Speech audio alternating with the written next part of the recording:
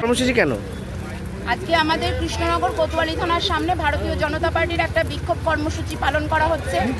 আমরা প্রত্যেকেই জানি যে দুর্গাপুরে যে ন্যক্কারজনক ঘটনা ঘটেছে, কলেজ পড়ুয়া ছাত্রীটি যে ধর্ষিতা হয়েছে, সে এটা প্রথম নয়, এর আগেও আমাদের আরজি করে একটা ন্যক্কারজনক ঘটনা ঘটেছে। তার আগে কসবা ল কলেজে ঘটেছে। প্রত্যেকবারই ভারতীয় জনতা পার্টি রাস্তায় নেমে প্রতিবাদ করেছে, আজও প্রতিবাদ করছে। কিন্তু যদি মনে করে মমতা বন্দ্যোপাধ্যায় যদি মনে করে এই প্রতিবাদ শুধু মিছিল কর্মসূচি, তা নয়।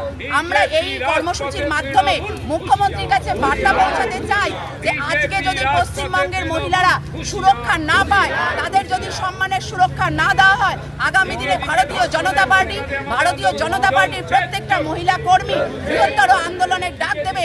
সেই আন্দোলন মমতা বন্দ্যোপাধ্যায় হয়তো ঠেকাতে পারবে না।